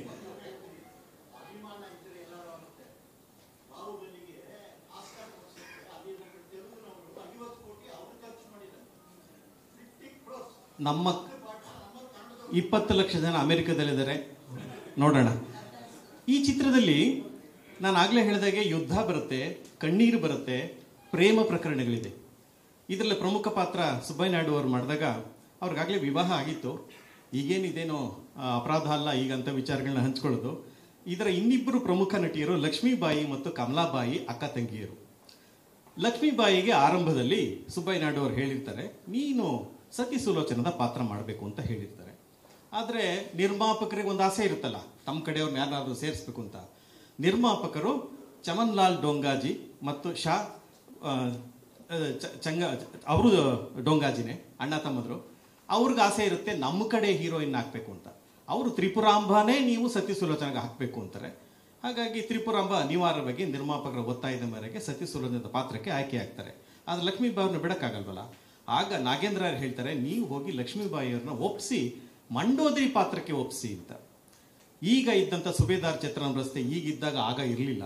ಅಲ್ಲಿ ಒಂದು ಮನೆ ಇರುತ್ತೆ, ಮನೆ ಮುಂದೆ ಮಲ್ಲಿಗೆಯ ಬಳ್ಳಿಯನ್ನ ಹಬ್ಬಿಸಿರ್ತಾರೆ. ಸುಬ್ಬಯ್ಯ ನಾಯ್ಡು ಅವರು ನಡ್ಕೊಂಡು ಹೋಗ್ತಾರೆ. ನಾಟಕದಲ್ಲಿ ಪ್ರಖ್ಯಾತರಾಗಿರ್ತಾರೆ ಸುಬ್ಬಯ್ಯ ನಾಯ್ಡು ಅವರು. ನಡ್ಕೊಂಡು ಹೋಗ್ತಾರೆ. ಇವ್ರಿಗೆ ಮನೆ ಯಾವುದು ಅಂತ ಗೊತ್ತಿರಲ್ಲ. ಮಲ್ಲಿಗೆ ಬಳ್ಳಿ ಇರುವಂತ ಮನೆ ಲಕ್ಷ್ಮೀಬಾಯಿ ಮನೆ ಅಂತ ಹೇಳಿರ್ತಾರೆ. ಇವರಿಗೆ ವಾಸನೆಯ ಮೂಲಕ ಮಲ್ಲಿಗೆ ಬಳ್ಳಿ ಹತ್ರ ಹೋಗ್ತಾರೆ. ನೋಡಿ, ಒಂದು ಸಂಜೆ ಮಲ್ಲಿಗೆ ಬಳ್ಳಿಯಲ್ಲಿ ಲಕ್ಷ್ಮೀಬಾಯಿಯವರು ಮಲ್ಲಿಗೆ ಹೂವನ್ನ ಬಿಡಿಸ್ತಾ ಇರ್ತಾರೆ. ಇವ್ರು ಹೋಗಿ ನೋಡ್ತಾರೆ, ಎಷ್ಟು ಸುಂದರವಾದ ಹುಡುಗಿ, ಮಲ್ಲಿಗೆ ಹೂವನ್ನು ಬಿಡಿಸ್ತಾ ಇದ್ರಲ್ಲ. ಹೋಗಿ ಇವ್ರು ನೋಡ್ತಾರೆ, ಇವ್ರು ನೋಡ್ತಾರೆ, ಅವ್ರು ನೋಡ್ತಾರೆ, ಪ್ರೇಮ ಶುರುವಾಗುತ್ತೆ. ಇದು ಮೊದಲ ಪ್ರೇಮ ಪ್ರಕರಣ. ಕಣ್ಣಲ್ಲಾಗಲೇ ಪ್ರೇಮ ಶುರುವಾಗಿದೆ. ಇವರು ನೋಡಿ, ನೀವು ಸುಬ್ಬಾಯಿ ನಾಯ್ಡು ಅವರಲ್ವಾ ಅಂತ ಲಕ್ಷ್ಮೀಬಾಯಿ ಕೇಳಿದ್ರಂತೆ. ಹೌದು, ನಾನು ಸುಬ್ಬಾಯಿ ನಾಯ್ಡು, ನೀವು? ನಾನೇ ಲಕ್ಷ್ಮೀಬಾಯಿ ಅಂದ್ರಂತೆ. ನೀವು ನನ್ನ ಸಿನಿಮಾದಲ್ಲಿ ಪಾತ್ರ ಮಾಡಬೇಕು ಅಂದ್ರಂತೆ. ಅಯ್ಯೋ, ನನಗೆ ಗೊತ್ತಿಲ್ಲ, ನಮ್ಮ ಅಣ್ಣ ಒಳಗಿದ್ದಾರೆ, ನಾನು ನೀವು ಮಾತಾಡೋದನ್ನ ಅವ್ರು ಕೇಳಿಸ್ಕೋಬಾರ್ದು, ನೀವು ಒಳಗೆ ಬಂದು ವ್ಯವಹಾರ ಮಾತಾಡಿ ಆಮೇಲೆ ನೋಡೋಣ ಅಂದ್ರಂತೆ. ಆಮೇಲೆ ಒಳಗೋದ್ರು, ಅವರಿಬ್ಬರು ಮಾತಾಡಿದ್ರು. ಲಕ್ಷ್ಮೀಬಾಯಿಯವರು ಮಂಡೋದ್ರಿಗೆ ಒಪ್ಕೊಂಡ್ರು. ಅವ್ರ ತಂಗಿ ಕಮಲಾಬಾಯಿ, ಅಕ್ಕ ತಂಗಿ ಇಬ್ಬರಿಗೂ ರೋಲ್ ಕೊಡ್ಬೇಕಲ್ಲ. ಆಮೇಲೆ ಕಮಲಾಬಾಯಿಗೂ ಒಂದು ರೋಲ್ ಅಂತ ಹೇಳಿದ್ರಂತೆ. ಯಾವ ರೋಲು ಅಂತ ಹೇಳಿರ್ಲಿವಂತೆ ನಿರ್ದೇಶಕರು. ಆಮೇಲೆ ನೋಡೋಣ ಅಂತ ಕೊಲ್ಲಾಪುರದಲ್ಲಿ ಶೂಟಿಂಗು, ರೈಲಲ್ಲಿಂದ ಹೊರಡುತ್ತೆ ಇಡೀ ತಂಡ. ಮಧ್ಯೆ ಹೋಗೋತ್ತಿಗೆ ಆಗ ಕಲ್ಲಿದ್ದಿಲ್ಲ ರೈಲು. ನೀವು ಎಷ್ಟು ಜನ ಪ್ರಯಾಣ ಮಾಡಿದ್ರೆ ನಿಮ್ಗೆ ಗೊತ್ತಿರುತ್ತೆ. ಕಲ್ಲಿದ್ದಿಲಿನ ಸಣ್ಣ ಸಣ್ಣ ಕಿಡಿಗಳು ಹಿಂದೆ ಕೂತಿರೋ ಪ್ರಯಾಣಿಕರಿಗೆ ಕಿಟಕಿ ಪಕ್ಕ ಕೂತಿದ್ರೆ ಕಣ್ಣಿಗೆ ಬೀಳ್ತಾ ಇರುತ್ತೆ. ಕಣ್ಣಿಗೆ ಬಿದ್ದು ಕಮಲಾಬಾಯಿ ಕಣ್ಣು ಪೂರ್ತಿ ಕೆಂಪಗಾಗಿತ್ತಂತೆ. ಕೆಂಪಗಾಗಿ ಅವರು ಕಣ್ಣಲ್ಲಿ ದಳದಳ ಅಂತ ನೀರು ಹರಿತಾ ಇತ್ತಂತೆ. ಎದುರುಗಡೆ ನಮ್ಮ ನಾಗೇಂದ್ರ ರಾಯರು ಕೂತಿದ್ರು. ಇವರು ತಮ್ಮ ಕರ್ಚೀಫನ್ನು ತೆಗೆದು ಅವ್ರಿಗೆ ಕೊಟ್ಟರಂತೆ. ಕರ್ಚೀಫಲ್ಲಿ ಕಣ್ಣು ಉರಿಸ್ಕೊಂಡ್ರಂತೆ. ಪ್ರೇಮ ಶುರುವಾಯಿತು. ಬರೀ ಕರ್ಚೀಫ್ ಕೊಟ್ಟದ್ದು ಅಷ್ಟೇ ಅಲ್ಲ, ತಂಪು ಕನ್ನಡಕವನ್ನ ಕಮಲಾಬಾಯಿಗೆ ತೋರಿಸಿದ್ರಂತೆ. ಅದು ತಾಳಿ ಹಾಗೇನೆ ಅವರಿಬ್ಬರು ಗಂಡ ಹೆಂಡತಿ ತರ ನಂತರ ಬದುಕಿದ್ರು. ಯಾರು? ನಾಗೇಂದ್ರ ರಾಯರು, ಕಮಲಾಬಾಯಿ. ಈ ಎರಡು ಪ್ರೇಮ ಪ್ರಕರಣ ಕೂಡ ನಮ್ಮ ಸಿನಿಮಾದಲ್ಲಿದೆ. ಹಾಗಾಗಿ ಇದ್ರ ವಿಶೇಷ ಏನು ಅಂತಂದ್ರೆ, ಸುಬ್ಬಯ್ಯ ನಾಯ್ಡು ತರ ನಮ್ಮ ಸೃಜನ್ ಕಾಣಿಸಲ್ವಾ? ಬನ್ನಿ ಸೃಜನ್, ಕಾಣಿಸ್ತಾರ ಇಲ್ವೋ? ರಕ್ತದಲ್ಲೂ ಸುಬ್ಬಯ್ಯ ನಾಯ್ಡು ರಕ್ತ ಇದೆ. ಮೀಸೆ ಚಿತ್ರೀಕರಣ ಸಂದರ್ಭದಲ್ಲಿ ಮಾಡ್ತಾರೆ. ಹಾಗಾಗಿ ನಾನು ಇವ್ರನ್ನ ಅಂದ್ಕೊಂಡೆ, ಬೇರೆ ಯಾರು ಅಲ್ಲ, ಸುಬ್ಬಯ್ಯ ನಾಯ್ಡು ಪಾತ್ರವನ್ನ ನೀವೇ ಮಾಡಬೇಕು ಅಂತ. ಈ ಚಿತ್ರದಲ್ಲಿ ಇಂದ್ರಜಿತು ಪಾತ್ರವನ್ನ, ಮೊದಲ ನಾಯಕ ನಟ ಮಾಡಿದ ಪಾತ್ರವನ್ನ ನಮ್ಮ ಸೃಜನ್ ಮಾಡ್ತಾ ಇದ್ದಾರೆ. ಇನ್ನು ಉಳಿದದ ಪಾತ್ರಗಳ ಆಯ್ಕೆ ಆಗಬೇಕಾಗಿದೆ. ಆದರೆ ಇಂಥ ಒಂದು ಪ್ರಯತ್ನಗಳ ಹಿಂದೆ ಎಂಥ ಶ್ರಮ ಇರುತ್ತೆ. ಯಾಕೆ ನಾವು ದಾಖಲೆಗಳಲ್ಲಿ ಭಾರತೀಯರು ಹಿಂದೆ ಉಳಿತೀವಿ ಅನ್ನೋದು ನನಗೆ ಯಾವಾಗಲೂ ಆಶ್ಚರ್ಯ. ನಾಯರ್ ಅಂತ ಒಬ್ಬರಿದ್ರು ಕೇರಳದಲ್ಲಿ. ಅವರು ಸಂಗ್ರಹಿಸದೇ ಇದ್ರೆ ಈಗ ನಮ್ಮ ಹತ್ರ ಇರುವಂಥ ಸಂಗ್ರಹ ಕೂಡ ಇರ್ತಿಲ್ಲ. ಕನ್ನಡದಲ್ಲಿ 1934 ಮೊದಲನೇ ಸಿನಿಮಾ, 1944 ಮುಂದೆ 15 ಸಿನಿಮಾಗಳ ನಿರ್ಮಾಣ ಆಗುತ್ತೆ. 34ರಿಂದ 44ರಲ್ಲಿ 15ರಲ್ಲಿ ನಮ್ಮ ಹತ್ರ ಈಗ ಲಭ್ಯ ಇರುವಂಥದ್ದು 1941ನೇ ಇಸವಿಯಲ್ಲಿ ತಯಾರಾದ ವಸಂತ ಸೇನ. ಅದೊಂದೇ ಲಭ್ಯ ಇರೋದು. ಅದರ ಹಿಂದಿನ 8 ಚಿತ್ರಗಳು ಬರೀ ಸ್ಥಿರ ಚಿತ್ರಗಳು ಇದೆಯೇ ಹೊರತು ನಮ್ಮ ಹತ್ರ ಏನೂ ಲಭ್ಯ ಇಲ್ಲ. ನಂತರ ಬಂದದ್ದು ಅನಂತರ ವಾಣಿ ಬಂತು. 1943ರಲ್ಲಿ ವಾಣಿ ಇದೆ, ವಸಂತ ಸೇನಾ ಇದೆ. ಇವೆರಡು ಚಿತ್ರಗಳನ್ನ ಆರ್ಕೈವ್ ಮಾಡಿಟ್ಟಿದ್ದಾರೆ. ಯಾಕೆ ನಮ್ಮಲ್ಲಿ ಆರ್ಕೈವ್ ಅದಕ್ಕೆ ಪ್ರಾಮುಖ್ಯತೆ ಪಡ್ಕೊಂಡಿಲ್ಲ ಅನ್ನೋದ್ರ ಬಗ್ಗೆ ಒಂದಿಷ್ಟು ಬೆಳಕು ಚೆಲ್ಲಬೇಕು, ಇದರ ಮಹತ್ವವನ್ನು ಹೇಳಬೇಕು ಅಂತ ಗಿರೀಶ್ ಕಾಸರಳ್ಳಿ ಅವರಲ್ಲಿ ನಾನು ಕೇಳ್ಕೊತೀನಿ. ಎಲ್ರಿಗೂ ನಮಸ್ಕಾರ. ಮೊದಲನೇದಾಗಿ ಇಂಥ ದೊಡ್ಡ ಸಾಹಸ ಕೈ ಹಾಕಿದಂಥ ಶೇಷಾದ್ರಿ ಹಾಗೂ ಸೃಜನ್ ಅವರಿಗೆ ಅಭಿನಂದನೆಗಳನ್ನು ಹೇಳ್ತೇನೆ. ನನಗಂತೂ ಈ ಯೋಜನೆ ಕೇಳಿ ಭಾಳ ಎಕ್ಸೈಟ್ ಆದೆ. ಯಾಕೆಂತಂದರೆ ಕನ್ನಡ ಚಿತ್ರರಂಗ ಕಂಡಂಥ ಇಬ್ಬರು ಅದ್ವಿತೀಯರು ಇಲ್ಲಿದ್ದರು. ಒಬ್ಬರು ನಾಗೇಂದ್ರ ರಾಯರು, ಇನ್ನೊಬ್ಬರು ಸುಬ್ಬಯ್ಯ ನಾಯ್ಡು ಅವರು. ನಾನು ನಾಗೇಂದ್ರ ರಾಯರನ್ನು ಮುಖತಃ ಭೇಟಿ ಆಗಿದ್ದೇನೆ. ಯಾಕಂತಂದ್ರೆ ಆದರ್ಶ ಫಿಲ್ಮ್ ಇನ್ಸ್ಟಿಟ್ಯೂಟಲ್ಲಿ ಪ್ರಿನ್ಸಿಪಲ್ ಆಗಿದ್ದಾಗ ಯಾವುದೋ ಒಂದು ಕಾರಣಕ್ಕೆ ನಾನು ಅವ್ರನ್ನ ಹೋಗಿದ್ದು ಮೀಟ್ ಮಾಡಬೇಕಾಗಿ ಬಂತು. ಹಾಗಾಗಿ ನಾಗೇಂದ್ರ ರಾಯರ ಜೊತೆಗೆ ಒಡನಾಟ ಇರಲಿಲ್ಲ, ಆದರೆ ಅವ್ರನ್ನ ನೋಡಿದ್ದೇನೆ ಅನ್ನುವ ಸಂತೋಷ ಇತ್ತು. ಆದರೆ ಸುಬ್ಬಯ್ಯ ನಾಯ್ಡು ಅವ್ರ ಬಗ್ಗೆ ಆ ಮಾತು ಹೇಳೋಕ್ಕೆ ಸಾಧ್ಯ ಇಲ್ಲ, ಯಾಕಂದ್ರೆ ನಾನು ಸುಬ್ಬಯ್ಯ ನಾಯ್ಡು ಅವ್ರು ನೋಡೇ ಇರಲಿಲ್ಲ. ಹಾಗಂತೇಳಿ ಸುಬ್ಬಯ್ಯ ನಾಯ್ಡು ಮನೆಯವರು ಎಲ್ಲರೂ ನನಗೆ ಪರಿಚಯ. ಲೋಕೇಶ್ ಅವ್ರ ಪರಿಚಯ ಇತ್ತು, ಗಿರ್ಜಾ ಅವ್ರ ಪರಿಚಯ ಇತ್ತು, ಬಂಗಾರಮ್ಮನವ್ರ ಪರಿಚಯ ಇತ್ತು, ಸೃಜನ್ನು ಮತ್ತು ಇವಂತೂ ಭಾಳನೇ ಚೆನ್ನಾಗಿ ಪರಿಚಯ ಇದೆ. ಹಾಗಾಗಿ ಇವ್ರು ಹೇಗಿರ್ಬೋದು ಅಂತ, ಯಾಕಂದರೆ ನಾನು ಒಂಥರ ಅವ್ರ ಬಗ್ಗೆ ಅನೇಕ ಕಥೆಗಳನ್ನು ಕೇಳಿದ್ದೆ. ಅವರು ರಂಗದ ಮೇಲೆ ಬಂದರೆ ಇಡೀ ಜನಸ್ತೋಮ ಒಂಥರ ಒಂದು ಕಂಪನ ಆಗ್ತಾ ಇತ್ತು ಅಂಥೇಳಿ ಸುಬ್ಬಯ್ಯ ನಾಯ್ಡು ಅವರ. ಹಾಗಾಗಿ ಅದು ಹೇಗಿದ್ದಿರಬಹುದು ಅಂತ ಯೋಚನೆ ಮಾಡ್ತಾ ಇರ್ತದೆ. ಅಂಥ ಟೈಮಲ್ಲಿ ಇಂಥ ಒಂದು ಯೋಜನೆ ಹಮ್ಮಿಕೊಂಡಿದ್ದೀರ. ಸುಬ್ಬಯ್ಯನವ್ರು ಅವ್ರು ನೋಡೋಕ್ಕಾಗದೇ ಇದ್ದರೂ ಅವರ ಮೊಮ್ಮಗನ ಮೂಲಕ ಸುಬ್ಬಯ್ಯನವ್ರನ್ನ ಕಲಿಸ್ಕೋಬೋದಲ್ಲ, ಅದಕ್ಕಾಗಿ ನಾನು ನಿಮ್ಮನ್ನು ವಂದಿಸ್ತೇನೆ. ಈ ಸಿನಿಮಾದ ಅನೇಕ ಹೆಗ್ಗಳಿಕೆಗಳಿದೆ. ಅದನ್ನು ಚಹಾ ರಘುನಾಥ್ ಅವರು ತಮ್ಮ ಪುಸ್ತಕದಲ್ಲಿ ದಾಖಲಿಸಿದ್ದಾರೆ. ಅದರ ಒಂದನ್ನು ನನಗೆ ಬಹಳ ಮುಖ್ಯ ಅನ್ನಿಸ್ತು. ನೀವು ಹೇಳಿದ್ರಲ್ಲ 2-3 ಚೆನ್ನಾಗಿದೆ. ಅದರ ಒಂದು ಬಹಳ ಮುಖ್ಯ ಯಾವುದು ಅಂತಂದರೆ, ಅವ್ರು ಹೇಳ್ತಾರೆ ಕನ್ನಡದ ಅಸ್ಮಿತೆಯನ್ನು ಕಂಡುಕೊಳ್ಳೋದಕ್ಕಾಗಿ ಈ ಸಿನಿಮಾ ಮಾಡಿದರು ಅಂತ. ವಿಚ್ ಐ ಫೌಂಡ್ ಇಟ್ ತುಂಬ ಬಹಳ ಬಹಳ ಮುಖ್ಯ ಅಂತ. ಯಾಕಂದರೆ ಕನ್ನಡದ ಅಸ್ಮಿತೆ ಅಂದರೆ ಏನು, ಇದು ಆರ್ಕೈವ್ ಸಂಬಂಧಪಟ್ಟಿದೆ. ಯಾಕಂದರೆ ಕನ್ನಡಕ್ಕೆ 1930 ನಾನು ಘಟಸಾಧ ಮಾಡಿದಾಗ ಕೂಡ ನಾವು ಮಡ್ರಾಸ್ನಲ್ಲಿ ಹೋಗಿ ಮಾಡಬೇಕಾಗಿತ್ತಲ್ಲ, ನಮಗೆ ಇದು ಸ್ಟುಡಿಯೋ ಕೂಡ ಕೊಡ್ತಿರ್ಲಿಲ್ಲ. ಆಶ್ಚರ್ಯ ಆಗ್ಬೋದು, ಘಟಶ್ರಾದ್ದದ ಮಿಕ್ಸಿಂಗು 18 ದಿವಸ ಮಾಡಿದ್ದೀವಿ. ಪ್ರತಿ ದಿವಸ 12 ಗಂಟೆ ರಾತ್ರಿಗೆ ಟೈಮ್ ಕೊಡೋರು. ಕೊಟ್ಟರೆ ಒಂದು ಅರ್ಧ ರೈಲು ಅಥವಾ ಕಾಲು ರೈಲು ಮಾಡ್ತಿದ್ದಂಗೆ ಸಾಕು ನಾಳೆ ಮಾಡೋಣ ಅಂತ, ಯಾಕಂದ್ರೆ ಅಷ್ಟೊತ್ತಿಗೆ ಸುಸ್ತಾಗಿರೋದು. ಹಾಗಾಗಿ ಕನ್ನಡಕ್ಕೆ ಆ ತರಹದ ಒಂದು ಅವಗಣನೆ ಇದ್ದ ಸಂದರ್ಭದಲ್ಲಿ, ಯಾವಾಗ 60ಸಲ್ಲಿ 30ಸಲ್ಲಿ ಏನಾಗಿದ್ದಿರ್ಬೋದು, ಕನ್ನಡದಲ್ಲೇ ಬೇಗ ಸಿನಿಮಾನೇ ಆಗಿಲ್ಲ, 33ರಲ್ಲಾಗಿತ್ತು. ಆಗಾಗಲೇ ಉಳಿದೆಲ್ಲ ಭಾಷೆಗಳದ್ದು ಸಿನಿಮಾ ಆಗಿಬಿಟ್ಟಿತ್ತು. ಅಂಥ ಸಮಯದಲ್ಲಿ ನಾಗೇಂದ್ರರಿಗೆ ಒಂದು ಭಾಳ ಹುಚ್ಚಿತ್ತು ಅಂತೆ, ಕನ್ನಡದ ಅಸ್ಮಿತೆ, ಕನ್ನಡವನ್ನು ಮೆರೆಸ್ಬೇಕು ನಾನು ಅಂತ. ಅವಾಗ ಸುಬ್ಬಯ್ಯನಾಯ್ಡು ಅವ್ರ ಜೊತೆ ಹಂಚ್ಕೊಂಡ್ರು. ಕೊನೆಗೆ ಅದಕ್ಕೆ ದುಡ್ಡು ಹಾಕಿದ್ರು ಕೂಡ ಕನ್ನಡದವರಲ್ಲ, ಶಮನ್ಲಾಲ್ ದುಂಗಾಜಿಯವರು. ನೋಡಿ, ಕನ್ನಡ ಸಿನಿಮಾದ ನೀವು ಇಡೀ ಇತಿಹಾಸ ನೋಡ್ತಾ ಹೋದರೆ ಸುಮಾರು ಸಲ ಅದು ಬೇರೆ ಬೇರೆ ಭಾಷೆಯವರಿಂದ ಕನ್ನಡ ಉಳಿದಿದೆ. ಅದು ಇವತ್ತರಿಗೂ ಅದೇ ನಡ್ಕೊಂಡ್ಬಂದಿದೆ. ಈ ಪ್ರಶ್ನೆ ನಾವು ಮತ್ತೆ ಮತ್ತೆ ಕೇಳ್ತಾನೆ ಹೋಗಬೇಕು. ಹಾಗಾದರೆ ಈ ಕನ್ನಡದ ಅಸ್ಮಿತೆ ಅಂತಂದರೆ ಏನು, ಯಾಕೆ ಇದ್ರ ಬಗ್ಗೆ ನಾವು ಯೋಚನೆ ಮಾಡ್ತಾ ಇಲ್ಲ ಅಂಥೇಳಿ. ಸೊ ಈ ಮೂಲಕ ಆ ಅದಕ್ಕೆ ಸಿನಿಮಾದ ಒತ್ತು ಕೊಡಲಿ ಅಂತ ನಾನು ಕೇಳ್ತಾ ಹೋಗ್ತೇನೆ. ಎರಡನೇದು ಬಹಳ ಮುಖ್ಯವಾದ ಇದು ಅಂತಂದರೆ ಸತಿ ಸುಲೋಚನವೇ. ನನಗೆ ಸಿನಿಮಾದ ಬಗ್ಗೆ ಏನೂ ಗೊತ್ತಿಲ್ಲ, ಚಹಾ ರಘುನಾಥ್ ಅವರ ಪುಸ್ತಕದಲ್ಲೇ ಇರುವ ಇದು ಬರುತ್ತೆ, ಒಂದು ಸಂಭಾಷಣೆಯನ್ನು ಅವರು ಮತ್ತೆ ಮತ್ತೆ ಇದು ಹೇಳ್ತಾರೆ. ಸುಲೋಚನಾ ಮತ್ತು ಇದ್ರ ಬಗ್ಗೆ ಸೀತೆಯ ಬಗ್ಗೆ ಅನುಕಂಪದಿಂದ ಆಡುವ ಮಾತುಗಳಿದೆಯಲ್ಲ, ಅದು ಇವತ್ತಿನ ಫೆಮಿನಿಸ್ಟ್ ಇವರು ಆಡುವ ಮಾತುಗಳ ಥರ ಇದೆ. ಅಂದರೆ ನೋಡಿ, ನೀವು ಇದು ಭಾರತೀಯ ಇತಿಹಾಸದ ಬೇರೆ ಬೇರೆ ಇದನ್ನು ನೋಡ್ತಾ ಹೋದರೆ ಪುರುಷ ಕೇಂದ್ರಿತ ಕಥೆಗಳು ಬಹಳ ಇದೆ. ಭಕ್ತ ಧ್ರುವ ಕನ್ನಡದಲ್ಲಿ ಮೊದಲ ಸಿನಿಮಾ ಆಗಬೇಕಾಗಿದ್ದು ಭಕ್ತ ಧ್ರುವ, ಅದಾಗದೆ ಇದಾಯ್ತಲ್ಲ. ಭಕ್ತ ಧ್ರುವ ಕೂಡ ಒಂದು ಪುರುಷ ಕೇಂದ್ರಿತ ಇದುವೆ. ಆದರೆ ಒಂದು ಸ್ತ್ರೀ ಕೇಂದ್ರಿತ ಸಿನಿಮಾವನ್ನು ಮೊದಲ ಸಿನಿಮಾಗೆ ಆಗಿದ್ದಿದ್ದೆಲ್ಲ ಅದನ್ನು ಇಂಟರ್ಪ್ರೆಟ್ ಮಾಡುವ ಕ್ರಮವೇ ಇವತ್ತಿನ ಇದಿದೆ. ಅದರಲ್ಲಿ ಸ್ತ್ರೀ ಸಂವೇದನೆಗಳಲ್ಲಿ ಕಾಣ್ತಾ ಹೋಗುತ್ತೆ. ಎರಡನೇದೇನು ಅಂತಂದರೆ, ಸ್ತ್ರೀ ಸಂವೇದನೆ ಮಾಡೋದಾಗಿದ್ದರೆ ಸಾವಿತ್ರಿ ಮಾಡ್ಬೋದಿತ್ತು, ಅಥವಾ ಸೀತೆನೇ ಮಾಡ್ಬೋದಿತ್ತು.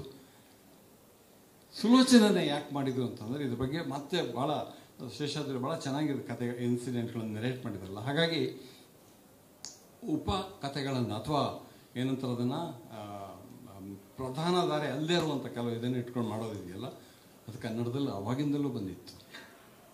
ಅದು ಬಳ್ಳಾವೆ ನರಹರಿ ಶಾಸ್ತ್ರಿಗಳದ್ದು ಬಹಳ ಯಶಸ್ವಿ ನಾಟಕ ಅಂಥದ್ದು, ಅದು ಕೂಡ ಬಹಳ ಮುಖ್ಯ.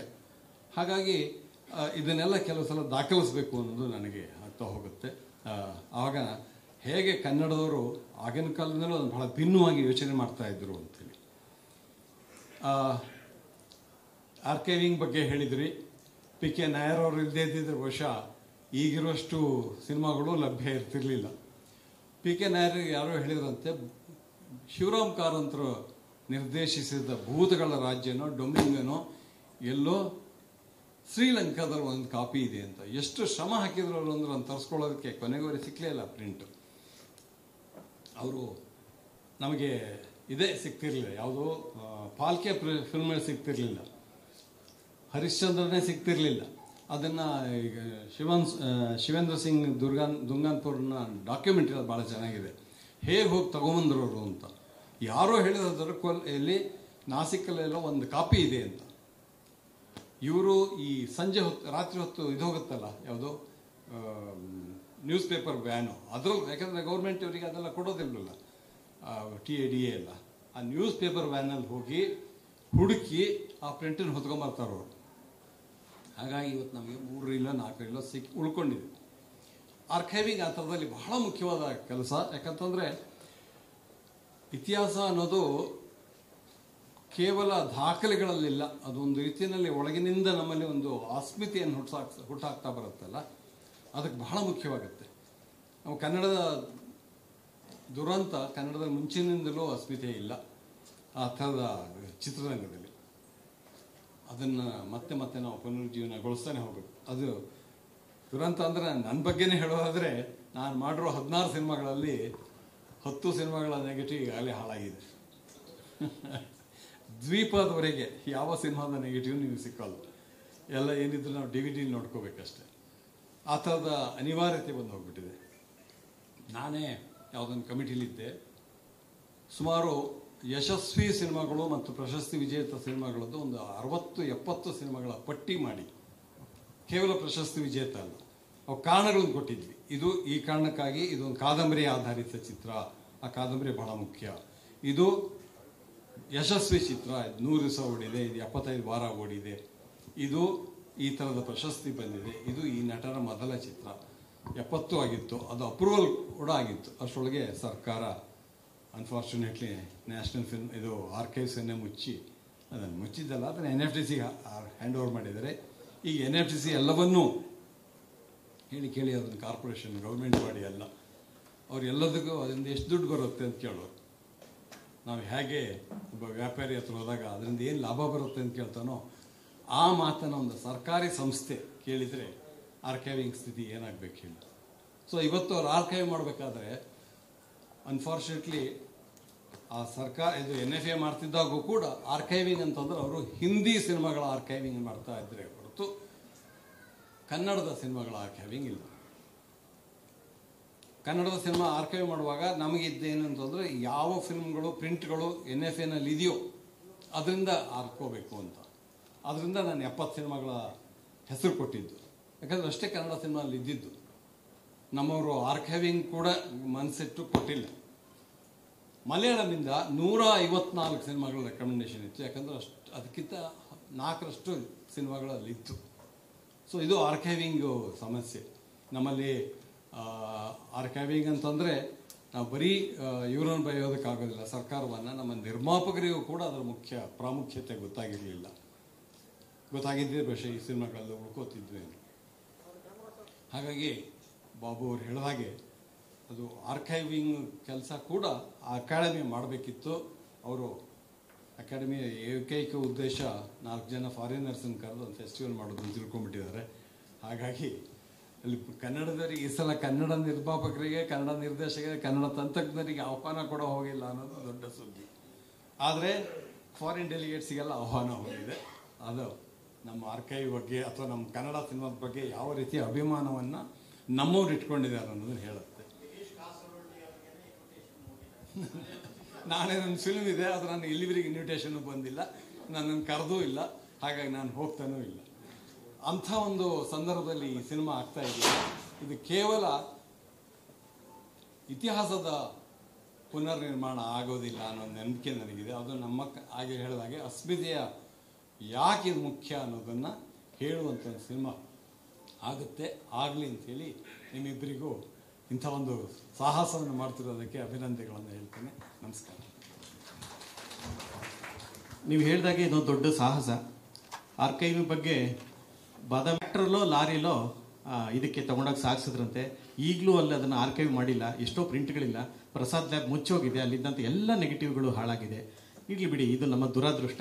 ಆದರೆ ಕನ್ನಡದ ಅಸ್ಮಿತೆಯನ್ನು ಉಳಿಸಿರುವಂಥವ್ರು ಬೇರೆ ಭಾಷೆಗೂ ನಾವು ನೆನಪಬೇಕು. ಯಾಕೆಂದರೆ YV ರಾವ್ ಅವರು ಹುಟ್ಟಿದ್ದು ತೆಲುಗು ನಾಡಿನಲ್ಲಿ. ಅವರ ಮನೆ ಮಾತು ತೆಲುಗಾಗಿತ್ತು. ಅವ್ರ ಮೊಮ್ಮಗ ಮಧು ಇಲ್ಲಿ ಬಂದಿದ್ದಾರೆ. ಅವರು ಕಟ್ಟಿಸಿದ ಮನೆಯಲ್ಲಿ ಈಗಲೂ ಅವ್ರು ವಾಸ ಇದ್ದಾರೆ ಮಲ್ಲೇಶ್ವರಮಲ್ಲಿ. ಹಾಗೆಯೇ ನಾಗೇಂದ್ರ ರಾಯರ ಮನೆ ಮಾತು ಕೂಡ ತೆಲುಗಾಗಿತ್ತು ಅಂತ ನಾನು ಅನ್ಕೋತೀನಿ, ಗೊತ್ತಿಲ್ಲ ನನಗೆ ಸ್ಪಷ್ಟವಾಗಿ ಅವ್ರದ್ದು. ಆದರೆ ಹಾಗೆ ಸುಬ್ಬಯ್ಯ ನಾಯ್ಡು ಅವ್ರ ಮನೆ ಮಾತು ಕೂಡ ತೆಲುಗಾಗಿತ್ತು. ಇನ್ನು ಸಿನಿಮಾ ಚಿತ್ರ ಮಾಡಿದಂಥ ರಾಜಸ್ಥಾನದ ಮೂಲದಿಂದ ಬಂದಂಥ ಚಮನ್ಲಾಲ್ ಡೋಂಗಾಜಿ ಅವರು ಪಾತ್ರೆ ವ್ಯಾಪಾರಿಗಳು. ಅವರು ಇದಕ್ಕೆ 40,000 ರೂಪಾಯಿ ಹಣವನ್ನು ಆ ಕಾಲದಲ್ಲಿ ಹೂಡ್ತಾರೆ. 40,000 ರೂಪಾಯಿ ಹಣದಲ್ಲಿ 16 ಹಾಡುಗಳು, 14 ಕಂದಪದ್ಯಗಳು, ಒಟ್ಟು 30 ಹಾಡುಗಳು ಈ ಚಿತ್ರದಲ್ಲಿ ಇತ್ತು. ಆಶ್ಚರ್ಯ ಆಗುತ್ತೆ ನನಗೆ. ಇದನ್ನೆಲ್ಲ ಹೇಗಪ್ಪ ನಾವು ಚಿತ್ರೀಕರಿಸೋದು ಅಂತ ಗೊತ್ತಿಲ್ಲ. ನಾವು ಕೆಲವು ತುಣುಕುಗಳು ಮಾತ್ರ ಚಿತ್ರೀಕರಿಸಬೇಕು ಅಂತ ಅಂದ್ಕೊಂಡಿದ್ದೀವಿ. ಅದು ದೊಡ್ಡ ಸಾಹಸ. ಇಷ್ಟೆಲ್ಲ ದಾಖಲೆಗಳನ್ನು ಹೊಂದಿರುವಂಥ ಈ ಚಿತ್ರ ಇದೆಯಲ್ಲ, ಆಗಲೇ ಹೇಳಿದ್ರು ನಾಗೇಂದ್ರ ರಾಯ್ ನಾನು ನೋಡಿದ್ದೀನಿ ಅಂತ ಕಾಸರವಳ್ಳಿ ಅವರು ಹೇಳಿದ್ರು. ನಾನು ಬರ್ತಾ ನಮ್ಮ ದತ್ತಣ್ಣನ ಜೊತೆಲಿ ಕರ್ಕೊಂಬಂದೆ. ನೀವು ಯಾರನ್ನಾರ ನೋಡಿದ್ದೀರಾ ಅಂದೆ. ನಾನು ನೋಡಿದ್ದು ಸುಬ್ಬಯ್ಯ ನಾಯ್ಡು ಅವ್ರನ್ನ, ಆದರೆ ಅವರ ಅಂತಿಮ ಯಾತ್ರೆಯನ್ನು ಅಂದರು. ಸುಬ್ಬಯ್ಯ ನಾಯ್ಡು ಅವ್ರದ್ದು ನೆನಪು ಗಿರಿಜಮ್ಮನವ್ರಿಗೆ ತುಂಬ ಚೆನ್ನಾಗಿದೆ ಅಂತ ನೋಡೇ ಇರ್ತಾರೆ. ನೋಡಿದ್ರಲ್ಲ ನೀವು? ಅವರು ಮರಣ ಹೊಂದುತ್ತಾರೆ. ಅವರ ದಾಂಪತ್ಯ ಹೇಗಿತ್ತು ಅಂದರೆ, ಅವರು ಮರಣ ಹೊಂದಿದ ಕೆಲವೇ ಗಂಟೆಗಳಲ್ಲಿ ಅವರ ಧರ್ಮಪತ್ನಿ ಕೂಡ ಮರಣ ಹೊಂದುತ್ತಾರೆ. ಅವರಿಬ್ಬರ ಅಂತಿಮ ಯಾತ್ರೆ ಬೆಂಗಳೂರಿನ ರಸ್ತೆಗಳಲ್ಲಿ ಮುನಿ ವೆಂಕಟಮ್ಮ ಅಂತ ಅವರು ನಡೀತಾ ಇರುತ್ತೆ. ಆಗ ನನ್ನಲ್ಲಿ ಎಲ್ಲೋ ಕೆಲಸ ಮಾಡ್ತಾ ಇದ್ದೆ. ಅವರಿಬ್ಬರ ಅಂತಿಮ ಯಾತ್ರೆ ನಾನು ನೋಡಿದ್ದೆ ಅಂತ ದತ್ತಣ್ಣ ಹೇಳ್ತಾ ಇದ್ರು. ನೀವು ಹಂಚ್ಕೋತೀನಿ ಅಂದರೆ 1-2 ಮಾತು ಹಂಚ್ಕೋಬೋದು, ಇಲ್ಲಾಂದ್ರೆ ಬೇರೆಯವ್ರಿಗೆ ಹೋಗ್ಬೋದು. ನೀವೇ ಆದ್ರೆ ನೀವು ನೋಡಿದ್ರಿ ಅದನ್ನ, ರಂಗಭೂಮಿಯ ತಳುಕುವ ನಾಟಕಗಳನ್ನ ನಾನು ನೋಡಿರಲಿಲ್ಲ ಅಂದ್ರೆ.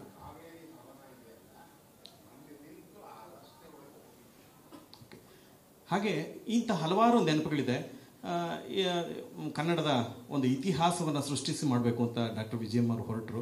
ಒಂದು ದೊಡ್ಡ ಸಾಹಸವನ್ನು ಮಾಡಿದ್ರಿ. ಕನ್ನಡದ ಮಟ್ಟಿಗೆ ಅದು ಅಪರೂಪದ ಪ್ರಯತ್ನ. 2 ದೊಡ್ಡ ಸಂಕಲನಗಳು, ಅದಕ್ಕೆ ಇನ್ನೇನೇನೇ ಅಡೆತಡೆಗಳು, ಬಾಲಗ್ರಹ ಪೀಳಿಗೆಗಳಾಗಿರಲಿ, ಇವತ್ತಿಗೂ ನಾವೆಲ್ಲರೂ ಅದನ್ನು ಸಂರಕ್ಷಿಸಿಕೊಂಡು ನಿಮ್ಮನ್ನು ನೆನಪಿಸ್ಕೋತೀವಿ. ನಿಮ್ಮ ನೆನಪಿನಲ್ಲಿ ನಾಗೇಂದ್ರ ರಾಯರು, ಸುಬ್ಬಯ್ಯ ನಾಯ್ಡು ಅಥವಾ ಈ ಚಿತ್ರದ ಕುರಿತು ನೀವೇನಾದರೂ ಕೇಳಿದ್ರಾ ಯಾವಾಗಲಾದರೂ? ದಯವಿಟ್ಟು ನಿಮ್ಮ ಅನುಭವಗಳನ್ನ 1-2 ಮಾತಲ್ಲಿ ಹಂಚಿಕೊಡಿ.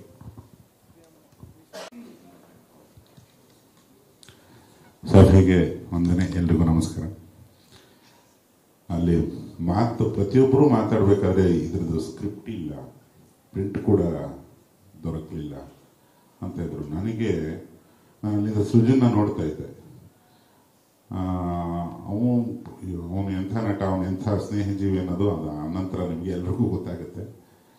ಒಂದು ಪ್ರಿಂಟು, ಯಾವುದೇ ದಾಖಲೆ ಆ ಸಿನಿಮಾದ್ದು ಏನೂ ಇಲ್ಲ. ರಘುನಾಥ್ ಅವ್ರು ಚೆನ್ನಾಗಿ ಹೇಳಿದರು. ಅದಕ್ಕೆ ಮುಂಚೆ ಎಲ್ಲರೂ ಹೇಳಿದ್ದು ಅದೊಂದು ನಾಟಕ ಆಗಿ ಪ್ರಿಂಟ್ ಆಗಿತ್ತು, ಬೆಳ್ಳಾರಿ ಅವರು ಬರೆದಿತ್ತು ಅಂತ. ಚಹಾ ಅವ್ರು ಹೇಳೋದು ಅದು ಅವರು ಬರೆದಿದ್ರು ಅದು ಗೊತ್ತಿಲ್ಲ, ಒಂದು ಪ್ರಹಸನ ತಗೊಂಡು ಮಾಡಿದ್ರು ಅಂತ. ಏನೂ ಗೊತ್ತಿಲ್ಲದೆ ಆ ಪ್ರಿಂಟನ್ನು ಕಳೆದು ಹಾಕೊಂಡಿದ್ದೀವಿ, ಸ್ಕ್ರಿಪ್ಟ್ ಕೂಡ ಇಲ್ಲ. ಅದು ಇವತ್ತು ಬದುಕಿದೆ ಅಂದರೆ ಇನ್ನು ಅದು ಮಾಡಿದಂಥವ್ರಿಗೆ ಅದು ಎಂಥ ಡೆಡಿಕೇಶನ್ ಇದ್ರೆ ಬದುಕುತ್ತೆ ಒಂದು ಸಿನಿಮಾ ಅನ್ನೋದು ನೋಡಿ. ನಾವು ತೆಗೆಯೋ ಪ್ರತಿಯೊಂದು ಶಾರ್ಟು, ಒಂದು ಸಣ್ಣ ಆಡಿಯೋ ವಿಡಿಯೋ ತುಣುಕು, ಬರೆಯೋ 2 ಸಾಲು ಎಷ್ಟೋ ವರ್ಷಗಳವರೆಗೆ ಉಳ್ಕೊಂಡ್ಬಿಡ್ತವೆ. ಆ ಒಂದು ಪ್ರಜ್ಞೆ ನಮಗಿದ್ದಲ್ಲಿ ಸಾಕಷ್ಟು ಒಳ್ಳೆ ಕನ್ನಡ ಪ್ರಯತ್ನಗಳು ನಡೀಬೋದು. ಇದು ನನ್ನ ತಿಳುವಳಿಕೆ ಮಟ್ಟಿಗೆ ತುಂಬ ಒಳ್ಳೆ ಕನ್ನಡ ಪ್ರಯತ್ನ. ನಾನು ಒಬ್ಬನ ಸ್ನೇಹಿತನಾಗಲ್ಲ, ಒಬ್ಬ ನಟನಾಗಿ ತುಂಬ ಇಷ್ಟಪಡ್ತೀನಿ. ಅವನ ಸೆನ್ಸ್ ಆಫ್ ಹ್ಯೂಮರ್ನ, ಮತ್ತು ಅವನು ಒಳಗಡೆ ಒಬ್ಬ ರೈಟರ್ ಇದ್ದಾನೆ, ಅದನ್ನು ಇದುವರೆಗೂ ಆಚೆ ತೋರಿಸಿಲ್ಲ.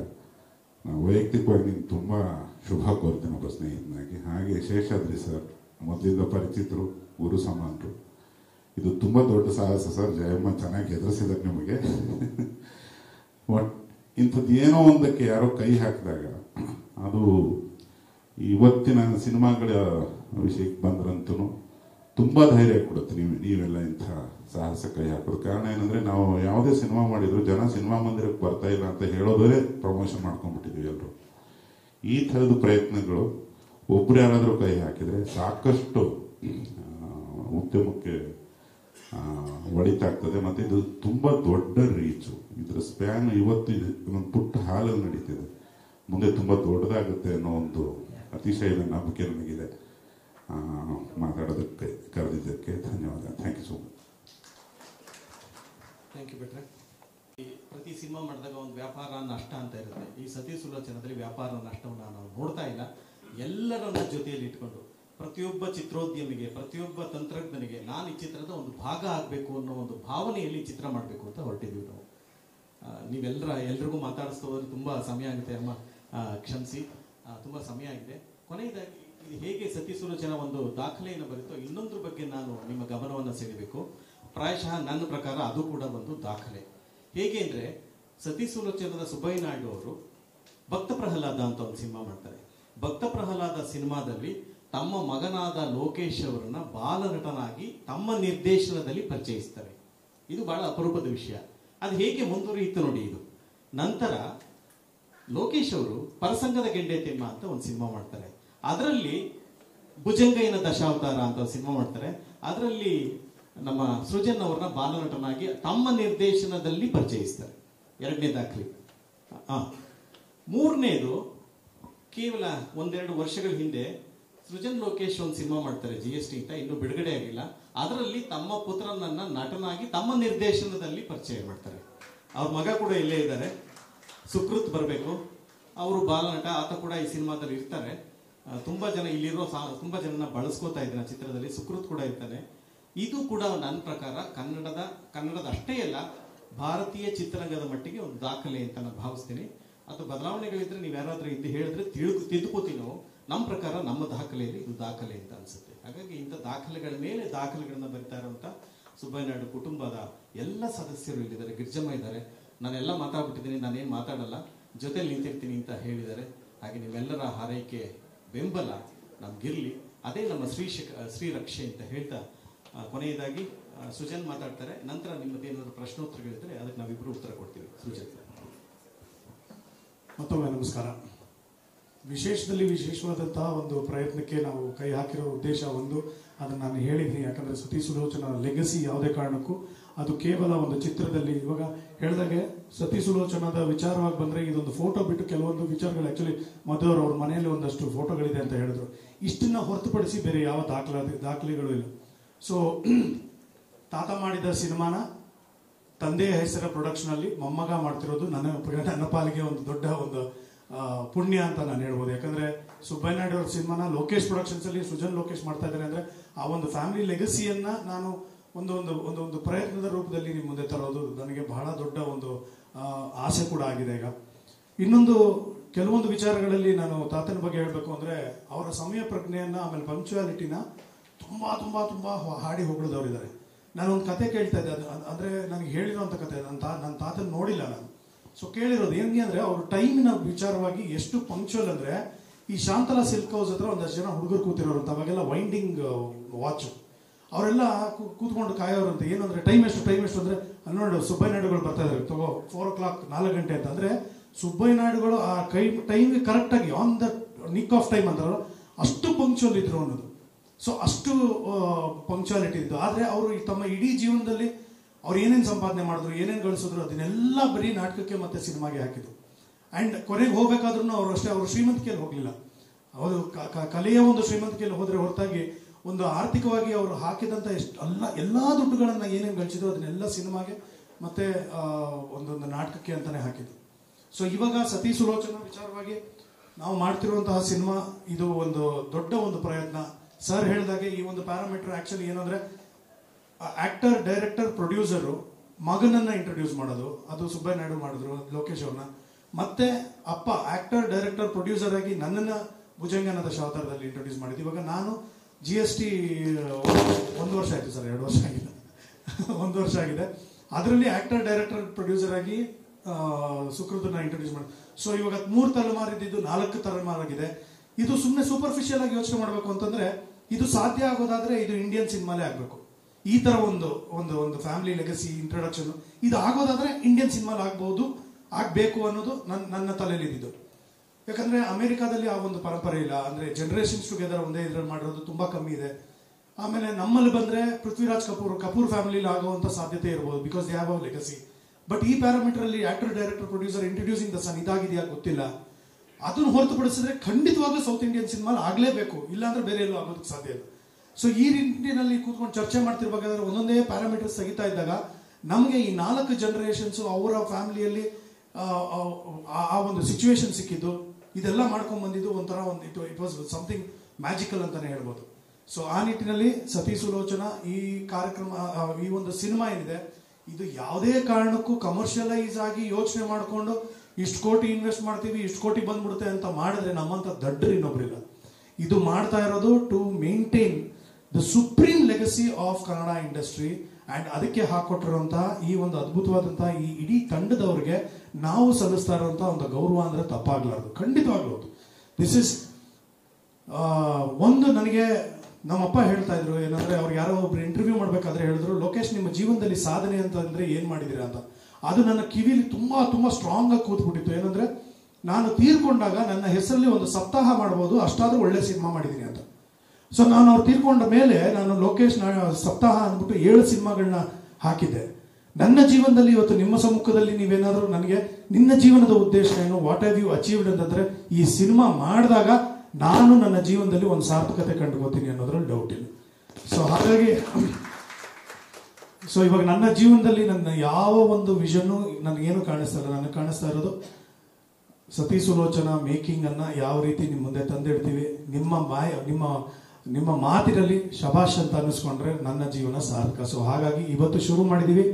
ಎಲ್ಲಾ ಪ್ರಯತ್ನಗಳು ಪ್ರಾಮಾಣಿಕವಾಗಿ ಮಾಡಿ ಮುಂದಿನ ವರ್ಷ 3ನೇ ತಾರೀಕು ಒಳಗಡೆ, ಅಂದ್ರೆ 3ನೇ ತಾರೀಕೇ ರಿಲೀಸ್ ಮಾಡ್ಬೋದು. ಅದು ಮಂಗಳವಾರ ಬರುತ್ತೋ ಬುಧವಾರ ಬರುತ್ತೋ ಆ ಒಂದು ಪ್ಯಾರಾಮೀಟರ್ಸ್ ನ ಬ್ರೇಕ್ ಮಾಡಿ ನಾವು 3ನೇ ತಾರೀಕೇ ರಿಲೀಸ್ ಮಾಡುವ ನಿಟ್ಟಿನಲ್ಲಿ ಪ್ರಯತ್ನವನ್ನ ಪಡ್ತೀವಿ.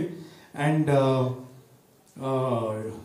ಸುಮ್ಮನೆ ತಲೆಗೆ ಬಂತು ಸರ್, ಈ ಮೊನ್ನೆ ಒಂದು ಸಿನಿಮಾ ಸೂಪರ್ ಹಿಟ್ ಆಯ್ತು RRR ಅಂತ. ಅದು ರಾಜಮೌಳಿ, ರಾಮ್ ಚರಣ್ ಆ್ಯಂಡ್ NTR.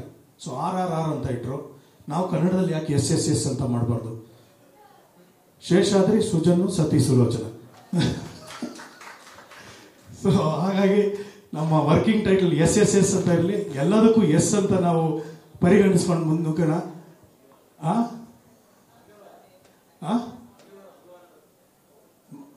ಮುಂದಿನ ವರ್ಷ ಮಾಡೋಣ, ಮಂಗಳವಾರ ಒಂದು ದಿನ ಶುರು ಮಾಡೋಣ. ಅಲ್ಲ, ಮಂಗಳವಾರ 7:15ಗೆ ಇದೇ ಒಂದು ಫಸ್ಟ್ ಶೋ. ಯಾವಾಗಲೂ ಬೆಳಗ್ಗೆ 7:15 ಆಗುತ್ತೆ. ನಾವು ಸಂಜೆ 7:15 ತಾತ ಅವ್ರು ಶುರು ಮಾಡಿದ್ರು. 92ನೇ ವರ್ಷಕ್ಕೆ ಅದನ್ನ ಟ್ರೈ ಮಾಡೋಣ. ಬಟ್ ಇವಾಗ ಇದರಲ್ಲಿ ಅಭಿನಯ ಮಾಡೋದು ಎಂಥ ದೊಡ್ಡ ಜವಾಬ್ದಾರಿ, ಅದು ಎಷ್ಟು ಕಷ್ಟಪಡಬೇಕು, ಅದರ ನಿಟ್ಟಿನಲ್ಲಿ ಎಷ್ಟು ಶ್ರಮ ಪಡಬೇಕು ಅನ್ನೋದು ನನ್ಗೆ ಗೊತ್ತಿದೆ. ಆದರೆ ಅದಕ್ಕಿಂತ ದುಪ್ಪಟ್ಟು 10 ಪಟ್ಟು ಶ್ರಮ ನಮ್ಮ ನಿರ್ದೇಶಕರ ಮೇಲಿದೆ. ಯಾಕಂದ್ರೆ ಸ್ಕ್ರಿಪ್ಟ್ ಇಲ್ಲ, ಏನೂ ಗೊತ್ತಿಲ್ಲ ನಮಗೆ. ಹಾಡುಗಳು ಯಾವ ರೀತಿ ನಾವು ಇನ್ಕಾರ್ಪೊರೇಟ್ ಮಾಡ್ಕೋತೀವಿ ಏನೇನೂ ಗೊತ್ತಿಲ್ಲ. ಆಮೇಲೆ ನಾನು ಇದಕ್ಕೆ ಯಾವ ರೀತಿ ನಾನು ಕೇಳ್ತಾ ಇದ್ದೆ, ಸರ್ ತಾತಂದು ಕ್ಲಿಪ್ಪಿಂಗ್ಸ್ ನೋಡಿದ್ದೀನಿ, ಅದೇ ರೀತಿ ಅಭಿನಯ ಮಾಡ್ಬೇಕಾ, ನಾನಿವಾಗ ಅದಕ್ಕೆ ತಾಲೀಮ್ ಮಾಡಬೇಕಾಗಿದೆ. I should go and take somebody's help. ನನಗೆ ಈ ಥರದ್ದೆಲ್ಲ ಇದೆ. ಸೊ ಹಾಗಾಗಿ ಈ ಒಂದು ವಿಷಯ ನಮ್ಮ ಹೆಮ್ಮೆ ಆಗಿರಲಿ. ಆ್ಯಂಡ್ ಇದರಲ್ಲಿ ನಾವು ಯಾವತ್ತೂ ಚರ್ಚೆ ಮಾಡಿಲ್ಲ ಸರ್. ಇದಕ್ಕೆ ಬೇರೆ ಯಾರೇನು ಮಾಡಬೇಕಾಗಿತ್ತು, ಸರ್ಕಾರ ಏನು ಮಾಡಬೇಕಾಗಿತ್ತು, ಏನು ಕತೆ, ಏನು ನಮಗೇನು ನಾವೇನು ಮಾತಾಡಿಲ್ಲ. ಇದು ನಾನು ಒಬ್ಬ ಜವಾಬ್ದಾರಿಯುತ ಒಬ್ಬ ನಟನಾಗಿ, ಒಬ್ಬ ಮೊಮ್ಮಗನಾಗಿ, ಮಗನಾಗಿ, ಒಬ್ಬ ಕಲಾವಿದನಾಗಿ, ಒಬ್ಬ ಸಾಮಾನ್ಯ ಪ್ರಜೆಯಾಗಿ ಕೂಡ ಹೇಳ್ತಾ ಇದ್ದೀನಿ. ಇದು ನಮ್ಮ ಜವಾಬ್ದಾರಿ, ನಾವು ಮಾಡೋಣ. ಸತಿ ಸುಲೋಚನ ಮಾತ್ರ ಅಲ್ಲ, ಸತಿ ಸುಲೋಚನ ಆದ ನಂತರವಾದ ಸಿನಿಮಾಗಳಿಗೂ ನಾವು ಅದನ್ನ ಇನ್ಕಾರ್ಪೊರೇಟ್ ಮಾಡ್ಕೋಬಹುದು, ಮಾಡರ್ನೈಸ್ ಮಾಡ್ಕೋಬಹುದು. ಬಟ್ ಆ ರೆಫರೆನ್ಸ್ ಇಟ್ಕೊಂಡು ಮಾಡಿದಾಗ ತುಂಬಾ ಇದೆ. ಖಂಡಿತವಾಗ್ಲೂ ನಿಜ. ನಾನು ಬೆಳಗ್ಗೆ ಹೇಳಿದೆ ಬಾಬು ಸರ್, ನಾನು ಹೇಳಿದೆ, ಇತಿಹಾಸ ಇಲ್ಲದೆ ಇರುವಂತಹ ದೇಶಗಳು ಯಾವುದೂ ಉದ್ಧಾರ ಆಗಿಲ್ಲ. ಅದು ತುಂಬಾ ಬಡತನದಲ್ಲಿದೆ. ಯಾಕಂದ್ರೆ ಒಂದು ಇತಿಹಾಸ ಇದ್ದಾಗ, ಇವಾಗ ಹಂಪಿ ನೋಡೋದಕ್ಕೆ ಜನ ಬರ್ತಾರೆ, ತಾಜ್ ಮಹಲ್ ನೋಡೋದಕ್ಕೆ ಬರ್ತಾರೆ, ಆಮೇಲೆ ಎಷ್ಟೋ ದೇವಸ್ಥಾನಗಳನ್ನ ನೋಡೋದಕ್ಕೆ ಬರ್ತಾರೆ. ಬಂದಾಗ ಅದೊಂದು ಇತಿಹಾಸ ಇರುತ್ತೆ. So we have so many people attracting. ಒಂದು ತಿರುಪತಿ ದೇವಸ್ಥಾನಕ್ಕೆ ಹೋಗ್ಬೇಕಂದ್ರೆ ಏನಕ್ಕೆ ಹೋಗ್ಬೇಕು, ಒಂದು ಇತಿಹಾಸ ಇದೆ, ಅದ್ರ ಬಗ್ಗೆ ಎಲ್ಲ ಮಾತಾಡ್ತಾರೆ. ಆದ್ರೆ ಇವಾಗ ನೀವು ಸಿರಿಯಾಗೆ ಹೋಗ್ತೀರಾ, ನೈಜೀರಿಯಾಗೆ ಹೋಗ್ತೀರಾ, ಅಲ್ಲಿ ಏನಾದರೂ ಒಂದು ಇತಿಹಾಸ ಇದೆಯಾ, ಎಕ್ಸ್ಪ್ಲೋರ್ ಮಾಡೋಣ ಅಂತ ಇಲ್ಲ. ಸೊ ಹಾಗಾಗಿ ನಮ್ಮ ಕನ್ನಡ ಸಿನಿಮಾದ ಇತಿಹಾಸವನ್ನ ಉಳಿಸುವಂತ ಪ್ರಯತ್ನ ನನ್ನ ಬಾಯಿಂದ ಬಂದ್ರೆ ತುಂಬಾ ಅದೇನಾದ್ರು ಡ್ರಾಮ್ಯಾಟಿಕ್ ಅಂತ ಅನ್ಸುತ್ತೆ. ಆದ್ರೆ ಥಾಟ್ ಮಾತ್ರ ನಾನು ಡ್ರಾಮಟೈಸ್ ಮಾಡ್ತಾ ಇಲ್ಲ, ಅದನ್ನ ಪ್ರಾಮಾಣಿಕವಾಗಿ ಮಾಡ್ತೀವಿ. ನನ್ನ ಸಂಪೂರ್ಣವಾದ ನಂಬಿಕೆ ನಾನು ಶೇಷಾದ್ರಿ ಸರ್ ಮೇಲೆ ಇಟ್ಟಿದ್ದೀನಿ. ಅಂಡ್ ಈ ಸಿನಿಮಾ ಎಷ್ಟು ಯಶಸ್ಸು ಕಂಡ್ತೋ, ನಾವು ಮಾಡುವಂತ ಸಿನಿಮಾ ಅದೇ ಯಶಸ್ಸು, ನಾಟ್ ಇನ್ ಎಕನಾಮಿಕ್ಸ್ ಬಟ್ ಜನರ ಮನಸ್ಸಲ್ಲಿ ಉಳ್ಕೊಳ್ಳುವಂತ ಒಂದು ಪ್ರಯತ್ನ ಆಗಲಿ ಅನ್ನೋದು ನಮ್ಮ ಒಂದು ಆಸೆ. ಸೊ ತಾವೆಲ್ಲರೂ ಇಲ್ಲಿ ಬಂದು ನಮಗೆ ಸಪೋರ್ಟ್ ಮಾಡಿದ್ರ, ಥ್ಯಾಂಕ್ ಯು ಸೋ ಮಚ್, ಧನ್ಯವಾದಗಳು. ನಿಮ್ಮ ಸಪೋರ್ಟ್ ಹೀಗೆ ಇರಲಿ. ಅಂಡ್ ಸತಿ ಸುಲೋಚನಾ ಲೋಕೇಶ್ ಪ್ರೊಡಕ್ಷನ್ಸ್ಗೆ it is not a commercial entity, it is absolutely ನಮ್ಮ ಜವಾಬ್ದಾರಿ. Thank you once again.